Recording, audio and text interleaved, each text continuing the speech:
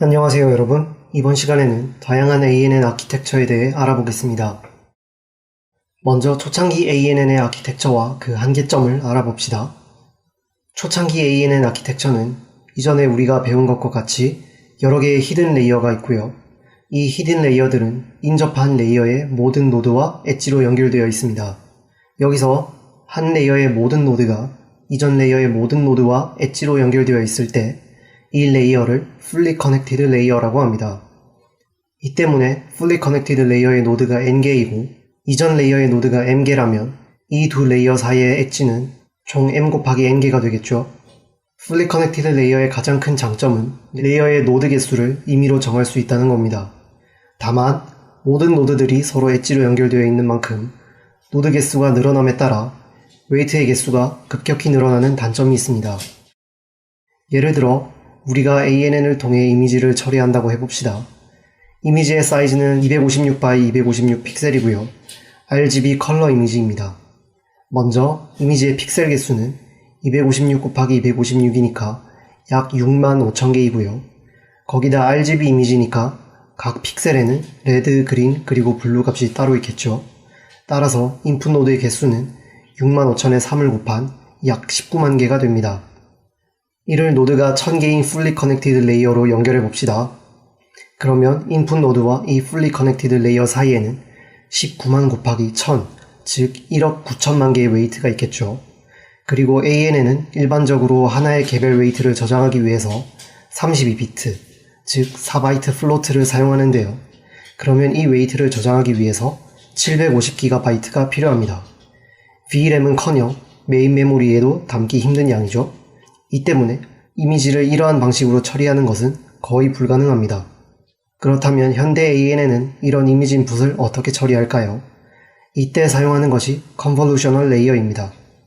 컨볼루셔널 레이어의 가장 큰 특징은 바로 필터를 사용한다는 점입니다.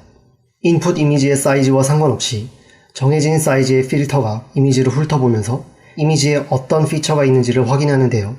이때 이 필터에만 웨이트가 있기 때문에 인풋 이미지의 사이즈로 인해 웨이트가 많아지는 것을 막을 수 있게 되죠. 그럼 이제 필터에 대해 자세히 알아보겠습니다. 방금 전에 Fully Connected 레이어에 대해 설명하면서 RGB 컬러 이미지에는 레드, 그린, 그리고 블루 값을 저장하기 위해 3개의 채널이 있다고 했죠. 예를 들어 이미지에 빨간 물체가 있다고 하면 해당 위치에는 레드 채널은 큰 값을 가지고 나머지 채널은 낮은 값을 가지게 됩니다. 이처럼 채널이란 2D 이미지에서 같은 위치에 있더라도 다른 정보의 값을 구분하여 저장하기 위해 사용하는 개념입니다. 이와 마찬가지로 필터에도 채널이 존재합니다. 아까 필터란 이미지에서 어떤 피처가 있는지를 확인한다고 했죠? 필터의 채널이란 주어진 인풋 이미지에서 찾고자 하는 피처의 종류만큼 존재하게 됩니다. 예를 들어 인풋 이미지에서 가로선과 세로선을 찾고자 한다면 필터의 한 채널은 가로선을, 또 다른 채널은 세로선을 찾는 거죠. 필터의 각 칸은 하나의 웨이트를 저장하는데요. 만약에 필터가 3x3의 4개의 채널을 가지고 있다면 총 웨이트는 3 곱하기 3 곱하기 4 해서 36개가 될 겁니다. 또한 필터의 각 채널은 하나의 바이어스를 가지는데요. 만약에 필터의 채널이 4개면 바이어스도 4개가 되겠죠. 이제 이 필터의 작동 방식을 알아봅시다. 쉬운 설명을 위해서 인풋 이미지와 필터 모두 채널이 한 개라고 합시다. 컨볼루셔널 레이어에 인풋 이미지가 들어오면 먼저 필터를 이미지 좌상단에 올려놓고 이미지의 각 픽셀 값과 올려놓은 필터에 겹치는 칸의 웨이트를 곱합니다. 그리고 이 곱한 값들을 바이어스와 함께 모두 더해서 아웃풋에 저장합니다. 참고로 컨볼루셔널 레이어에서는 아웃풋을 주로 피처 맵이라고 하는데요. 필터로 탐지한 피처들이 인풋 이미지의 어느 위치에 존재하는지를 저장하기 때문에 피처 맵이라고 합니다. 이런 방식으로 피처 맵의 한 칸을 채운 뒤에 필터를 한 칸 옮겨서 아웃풋의 다른 칸에 또 다른 값을 저장하는 것을 볼 수 있죠. 이를 아웃풋의 모든 칸을 채울 때까지 반복하는 것처럼 그림을 그려놓았는데요. 이는 이해를 돕기 위한 표현이고요. 실제로는 같은 웨이트의 필터가 이미지의 곳곳에 배치되어 동시에 연산이 일어납니다. 자, 그러면 필터의 사이즈가 커지면 어떻게 될까요?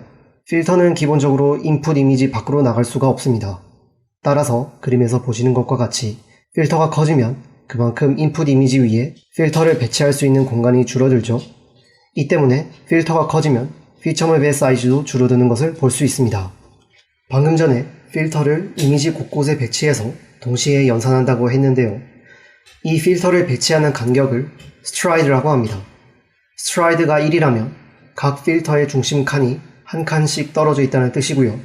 스트라이드가 2라면 2칸씩, 그리고 3이라면 그림과 같이 3칸씩 떨어져 있다는 뜻입니다.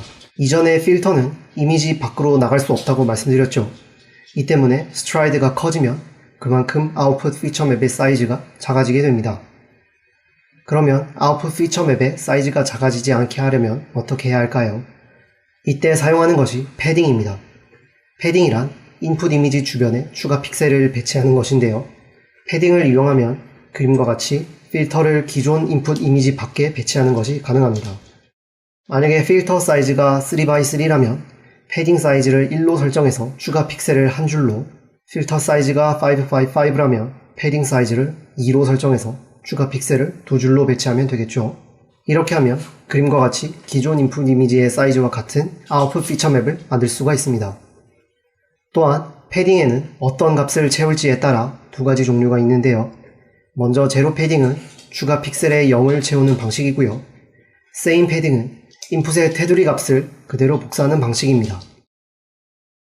이제 인풋 이미지와 필터가 여러 채널로 이루어져 있을 때의 작동 방식을 봅시다. 예를 들어 인풋 이미지에는 RGB 3개의 채널이 있고 필터에는 가로선, 세로선을 탐지하기 위해 2개의 채널이 있다고 해봅시다. 그러면 먼저 필터의 한 채널인 가로선 채널을 인풋 이미지의 모든 채널에 적용합니다. 즉, 레드, 그린, 그리고 블루 채널에서 각각 가로선을 탐지하는 거죠. 그러면 각 3개의 채널에 대한 가로선 분포를 저장한 피처 맵이 나오겠죠. 그리고 이 3개의 피처 맵을 더합니다. 여기서 더한다는 말은 여러 채널을 겹쳐서 같은 위치에 있는 값들을 더한다는 뜻입니다. 즉, 이 아웃풋 피처 맵의 첫 번째 채널은 인풋 이미지의 RGB 각 채널에서 가로선이 어디에 분포해 있는지를 모두 합산한 정보가 되는 것입니다. 그리고 필터의 세로선 채널도 같은 방법으로 작업을 수행하면 이 아웃풋 피처 맵의 두 번째 채널은 인풋 이미지의 각 RGB 채널에서 세로선이 어디에 분포해 있는지를 모두 담고 있겠죠.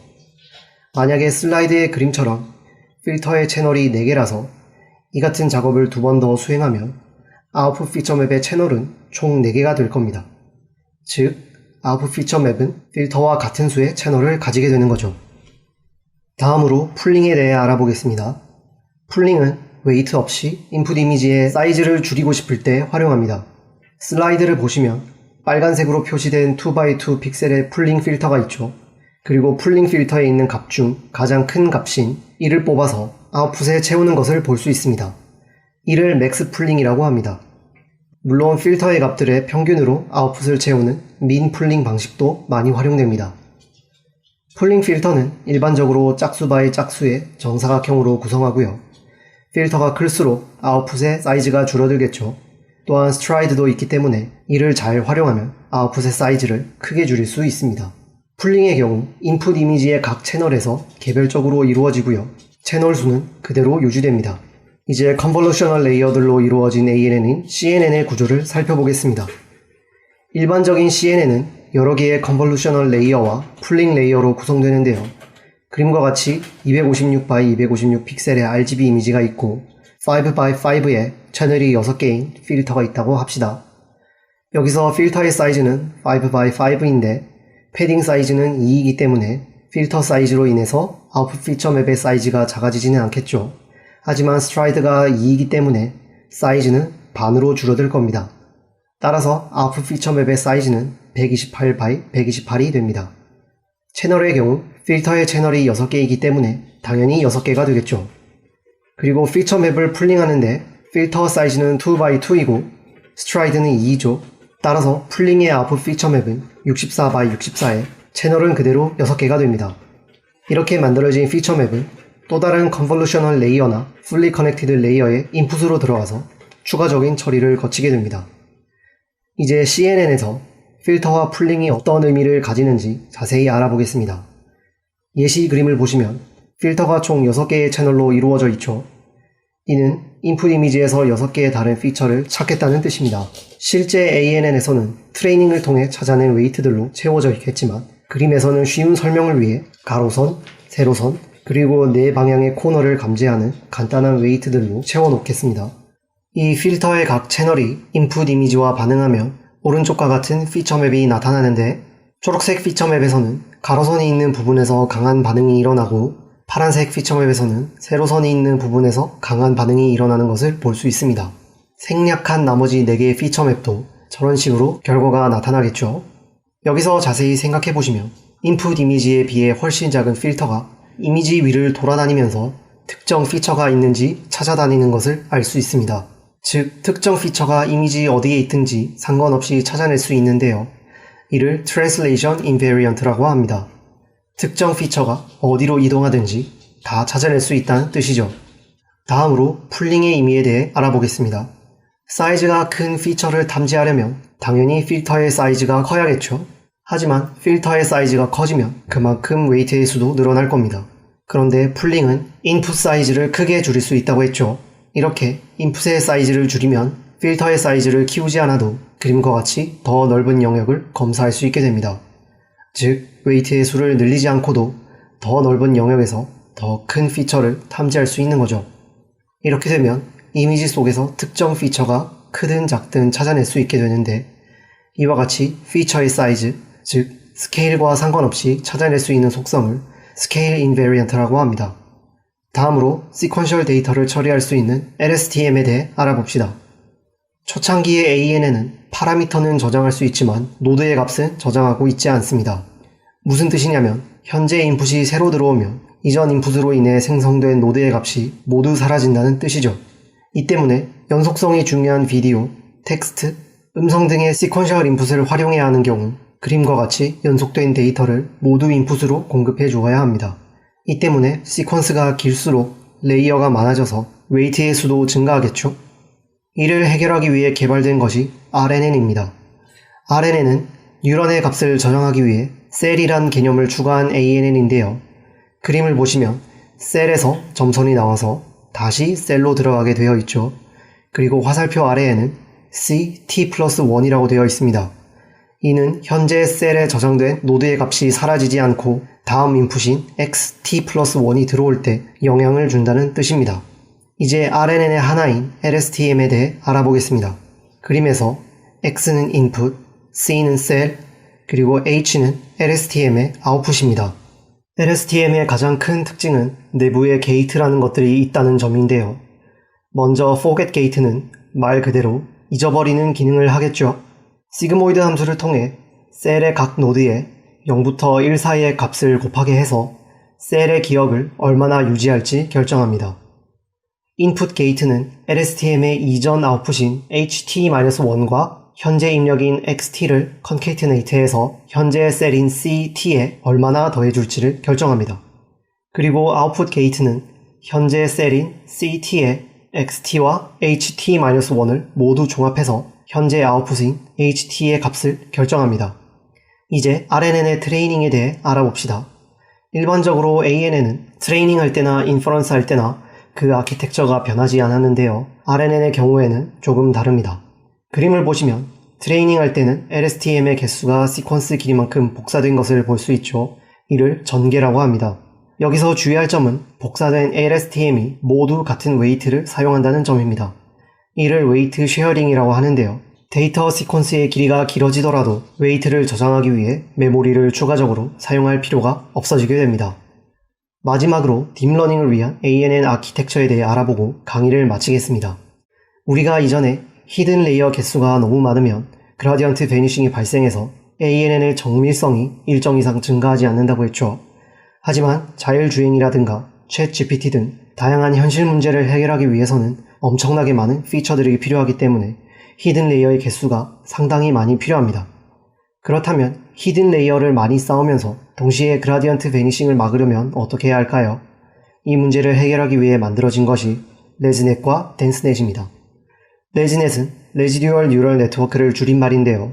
그림에서 레지듀얼 블럭을 보시면 최종 레이어의 출력이 그대로 나가는 것이 아니라 스킵 커넥션이라는 것을 이용해서 입력인 x를 그대로 더해서 y를 만들고 있죠.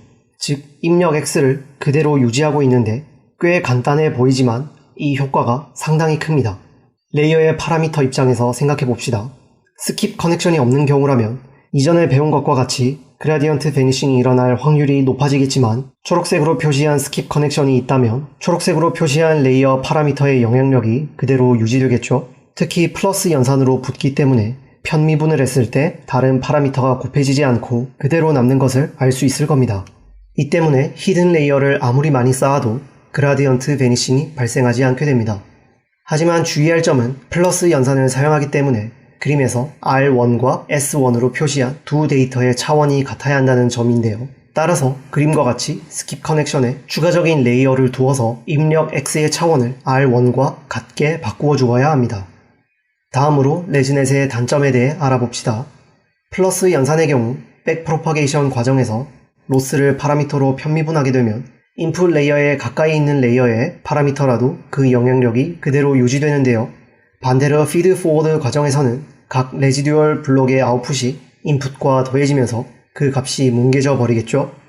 즉 피드 포워드 과정에서는 아웃풋 값이 유지되지 않는 문제가 있습니다. 이를 해결하기 위해 개발된 것이 덴스넷입니다. 덴스넷은 레지넷과 달리 데이터를 플러스로 연산하지 않고 컨케이트네이트 합니다. 아래의 그림을 보시면 덴스 블록 안에서 컨볼루션 레이어를 통과한 피처 맵이 덴스 블록의 인풋과 계속 컨케이트네이트 돼서 채널이 점점 늘어나고 있죠. 즉 이전 데이터가 그대로 유지되는 것입니다. 또한 덴스넷은 CNN이기 때문에 웨이트가 필터에만 존재해서 데이터의 채널이 늘어난다고 해서 웨이트가 늘어나는 것은 아닙니다. 다만 연산량이 계속 늘어나기 때문에 각 피처맵의 채널 수를 적게 유지하는 것이 좋습니다. 덴스넷의 경우 데이터를 계속 컨캐티네이트 하기 때문에 데이터의 양과 연산량이 무한정 늘어날 수 있는데요. 다행히 덴스 블럭이 끝나는 지점에서 임의의 컨볼루션 레이어가 있는 것을 볼 수 있죠. 이때 필터 채널을 적절하게 줄여서 이런 문제를 방지할 수 있습니다. 마지막으로 레지넷과 덴스넷의 차이점을 정리해 보겠습니다. 레지넷은 플러스 연산을 사용하여 레지듀얼 블럭의 인풋과 아웃풋을 더하기 때문에 레지듀얼 블럭 아웃풋의 디멘전, 즉 노드 개수가 늘어나지 않지만 그 값이 뭉개지는 단점이 있고요. 덴스넷의 경우 컨캐티네이트 하기 때문에 인풋의 값이 유지되지만 덴스 블럭 안에서 피처맵의 채널이 너무 커지는 단점이 있습니다. 또한 채널을 통해 컨캐티네이트 하기 때문에 일반적인 풀리 커넥티드 레이어에는 사용할 수 없는 단점도 있죠. 이번 시간에는 현대 ANN에서 많이 쓰이는 기본적인 아키텍처에 대해 알아보았습니다. 특히 CNN의 경우에는 이미지를 처리하는 ANN에 필수적으로 사용되기 때문에 자세히 알고 계시면 좋을 것 같습니다. 영상 시청하느라 수고하셨고요. 다음 시간에 뵙겠습니다.